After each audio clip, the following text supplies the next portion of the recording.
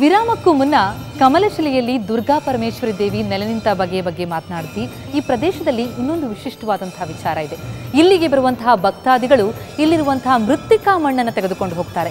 ಆ ಮಣ್ಣಿನಲ್ಲಿ ಒಂದು ವಿಶಿಷ್ಟವಾದಂತಹ ಅಂಶ ಇದೆ. ಆ ಮಣ್ಣವನ್ನು ಮೈಗೆ ಹಚ್ಚಿಕೊಂಡ್ರೆ ಬರುವಂತಹ ಎಲ್ಲ ಚರ್ಮ ರೋಗಗಳು ನಿವಾರಣೆಯಾಗುತ್ತೆ ಅನ್ನೋ ನಂಬಿಕೆ ಇದೆ. ಬನ್ನಿ ಆ ಮಣ್ಣಿನ ಮಹತ್ವದ ಬಗ್ಗೆ ಇನ್ನಷ್ಟು ಮಾಹಿತಿಯನ್ನ ಕಲೆ ಹಾಕೋಣ.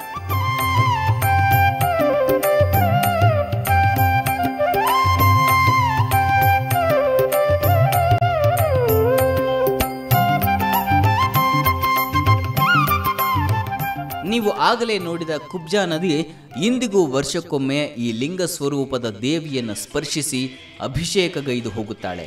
ಆ ದೃಶ್ಯಕ್ಕಾಗಿಯೇ ಇಲ್ಲಿನ ಸ್ಥಳೀಯರು ಕಾತುರರಾಗಿರುತ್ತಾರೆ. ಮಹಿಷಮರ್ದಿನಿ ಅಹಿತ ಭಂಜನಿ ಸುಜನ ರಂಜನಿ ಪಾಲಯ ಮಹಿಷಮರ್ದಿನಿ ಅಹಿತ ಭಂಜನಿ ಸುಜನ ರಂಜನಿ ಪಾಲಯ.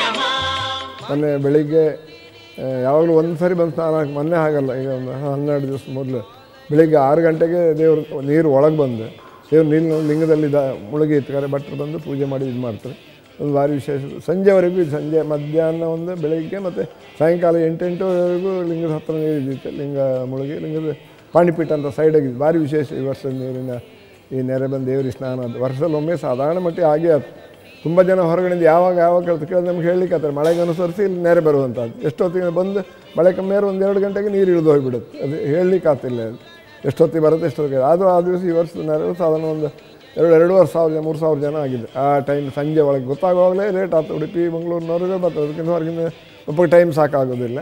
ಇಂಥ ಲಿಂಗಸ್ವರೂಪಿ ದುರ್ಗೆಯನ್ನ ದರ್ಶಿಸಲು ರಾಜ್ಯದ ನಾನಾ ಕಡೆಗಳಿಂದ ಭಕ್ತರು ಬರುತ್ತಾರೆ. ದಿವ್ಯ ಸೌಂದರ್ಯ ಸೌಶೀಲ್ಯ ಸಂಮೋಹನ ನಿತ್ಯ ಕಾರುಣ್ಯ ಸೌಜನ್ಯ ಸದ್ಭಾವನಾ.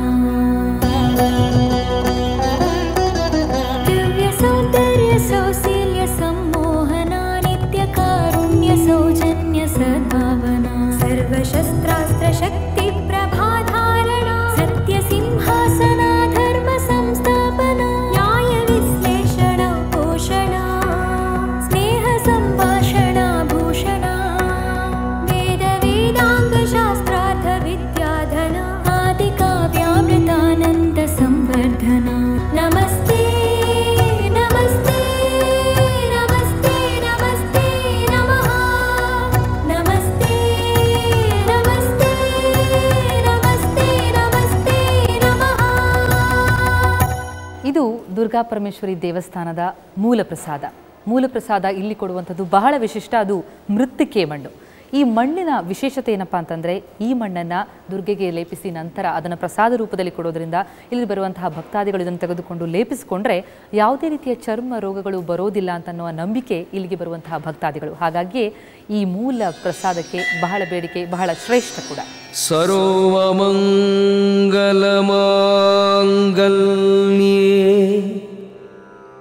ಶಿವೇ ಸರ್ವಾರ್ಥ ಸಾಧಿಕೆ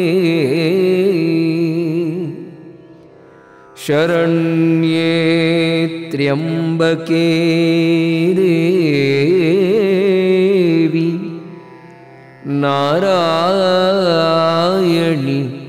ನಮೋಸ್ತುತೇ. ಇಂಥ ಮಹಾತಾಯಿ ಬ್ರಾಹ್ಮಿ ದುರ್ಗೆಯ ದರ್ಶನಕ್ಕೆ ಟಿಪ್ಪು ಸುಲ್ತಾನ್ ಕೂಡ ಬಂದಿದ್ದನಂತೆ.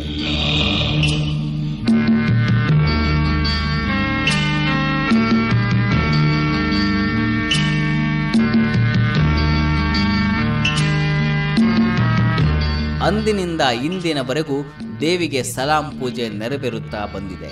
ಈ ಸಲಾಂ ಪೂಜೆಯನ್ನ ನೆರವೇರಿಸಿದ ಮೇಲೆ ಸುತ್ತಲ ಪರಿವಾರ ದೇವತೆಗಳಿಗೂ ಪೂಜೆಗಳು ನೆರವೇರುತ್ತವೆ. ಸಲಾಂ ಮಂಗಳಾರತಿ ಅಂದರೆ ತುಂಬ ಕಾಲದ ಹಿಂದೆ ಟಿಪ್ಪು ಸುಲ್ತಾನ್ ಅನ್ನುವಂಥ ರಾಜನು ಇಲ್ಲಿ ಬಂದು ದೇವಿಯನ್ನು ನೋಡಿ ಆಕರ್ಷಣೆಯಾಗಿ ಸಲಾಂ ಅಂತ ಹೇಳಿದನಂತೆ. ಅದೇ ಥರ ಸಂಜೆ ಡೈಲಿ ಸಲಾಂ ಮಂಗಳಾರತಿ ಅಂತ ಆಗಲೇಬೇಕು. ಟೋಟಲ್ 5 ಮಂಗಳಾರತಿ 3 ಹೊತ್ತು ಬಲಿ.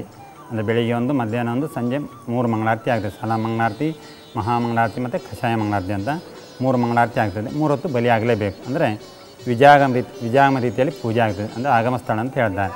ನೀವಿಲ್ಲಿ ನೋಡುತ್ತಿರುವ ವೀರಭದ್ರ ಸ್ವಾಮಿ ಇಲ್ಲಿ ಕ್ಷೇತ್ರ ರಕ್ಷಕನಾಗಿ ನೆಲೆ ನಿಂತಿದ್ದಾನೆ.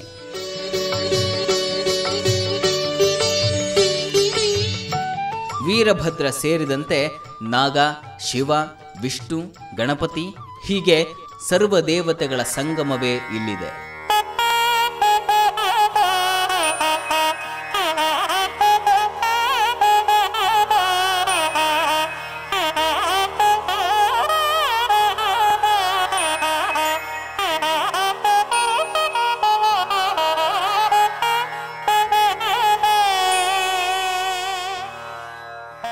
ಈ ತಾಯಿಯ ಕ್ಷೇತ್ರಕ್ಕೆ ಅಸಂಖ್ಯ ಭಕ್ತರು ಬರುತ್ತಾರೆ. ಎಲ್ಲದೂ ಇಷ್ಟ ಆಗುತ್ತೆ. ಇಲ್ಲಿ ಪರಿಸರ ಕೂಡ ತುಂಬ ಚೆನ್ನಾಗಿದೆ, ಮತ್ತು ದೇವಸ್ಥಾನದ ಶಕ್ತಿ ಕೂಡ ಮಹತ್ವ ಕೂಡ ತುಂಬ ಚೆನ್ನಾಗಿದೆ. ತುಂಬಾ ಕೇಳ್ಪಟ್ಟಿದ್ವಿ, ದೇವರಲ್ಲಿ ತುಂಬ ಮಹಿಮೆ ಇದೆ ಅಂತ ಕೇಳ್ಪಟ್ಟಿದ್ವಿ, ಮತ್ತು ಇಲ್ಲಿ ಕೆಲವೊಂದೆಲ್ಲ ಮಹತ್ವದ ಘಟನೆ ಕೂಡ ನಡೆದು ಬಂದಿದೆ ಅಂತ ಕೇಳ್ಪಟ್ಟಿದ್ವಿ. ಹಾಗಾಗಿ ನಾವು ನೋಡೋಣ ಅಂತ ಬಂದಿದ್ವಿ. ಈ ತಾಯಿಯ ಕ್ಷೇತ್ರಕ್ಕೆ ಅಸಂಖ್ಯ ಭಕ್ತರು ಬರುತ್ತಾರೆ. ಬಂದಂಥವರಿಗೆಲ್ಲ ಇಲ್ಲಿ ಅನ್ನ ಸಂತರ್ಪಣೆ ನೆರವೇರುತ್ತದೆ.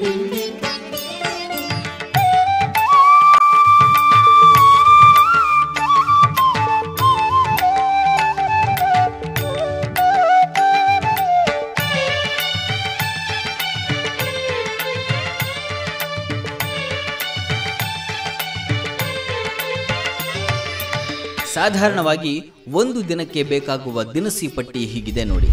ಅಕ್ಕಿ 75 kg, ಬೇಳೆ 10 kg, ತರಕಾರಿ 1 ಕ್ವಿಂಟಾಲ್, ಹುಣಸೆಹಣ್ಣು 4 kg, ಉಪ್ಪು 10 kg, ತೆಂಗಿನಕಾಯಿ 100, ಸಾಂಬಾರು ಮಸಾಲೆ ಪುಡಿ 5 kg, ಹಾಲು 25 ಲೀಟರ್, ಮೊಸರು 30 ಲೀಟರ್ ಹೀಗೆ ಬಹು ಪ್ರಮಾಣದಲ್ಲಿ ದಿನಸಿ ಪೂರೈಕೆಯಾಗಬೇಕು.